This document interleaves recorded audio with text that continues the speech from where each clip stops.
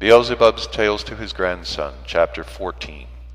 pages 106 to 108. The beginnings of Persepctives, promising nothing very cheerful. I must tell you first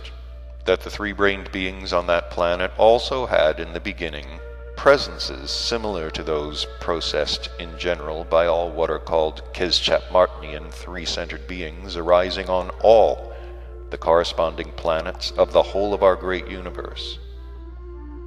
And they also had the same, as it is called, duration of existence as all the other three-brained beings. All the various changes in their presences began for the most part after the second misfortune occurred to this planet, during which misfortune the chief continent of that ill-fated planet, then existing under the name Atlantis, entered within the planet. And from that time on, as little by little they created for themselves all sorts of conditions of external being existence, thanks to which the quality of their radiations went steadily from bad to worse, great nature was compelled gradually to transform their common presences by means of various compromises and changes, in order to regulate the quality of the vibrations which they radiated and which were required chiefly for the preservation of the well-being of the former parts of that planet. For the same reason, great nature gradually so increased the numbers of the beings there that at the present time they are now breeding on all the lands formed on that planet. The exterior forms of their planetary bodies are all made alike, and of course in respect of size and in their other subjective particularities, they are each coated, just as we are, in accordance with the reflection of heredity, with the conditions at that moment of conception, and with other factors that serve in general as the causes for the arising and formation of every being. They also differ among themselves in the color of their skin and in the conformation of their hair,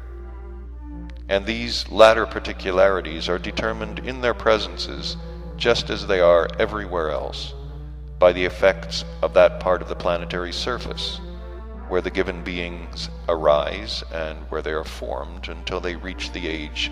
of responsible beings, or as they say, until they become adult.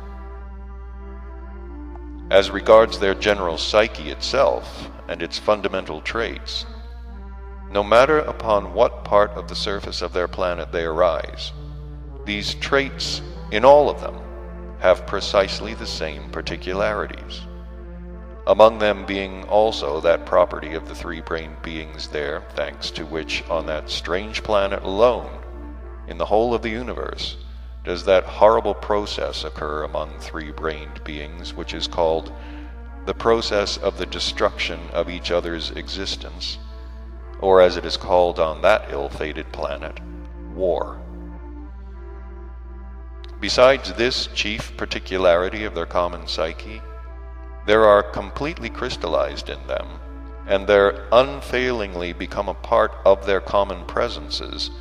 regardless of where they may arise and exist, functions which exist under the names egoism, self-love, vanity, pride,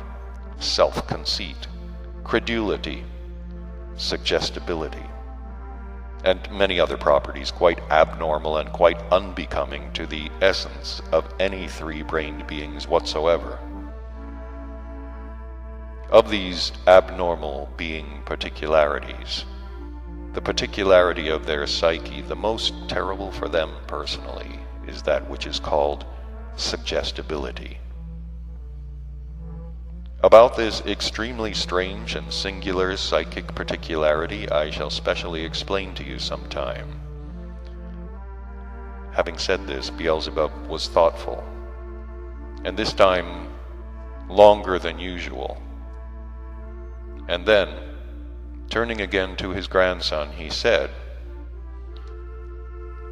I see that the three-brained beings arising and existing on the peculiar planet called Earth interest you very much.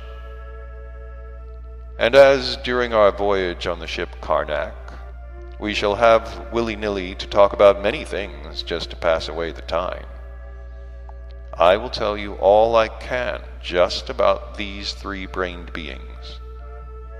I think it will be best for your clear understanding of the strangeness of the psyche of the three-brained beings arising on the planet Earth if I relate to you my personal descents to that planet in their order, and the events which occurred there during these descents of mine, of which I myself was a witness. But I personally visited the surface of the planet Earth 6 times in all, and each of these personal visits of mine was brought about by a different set of circumstances. I shall begin with my first descent.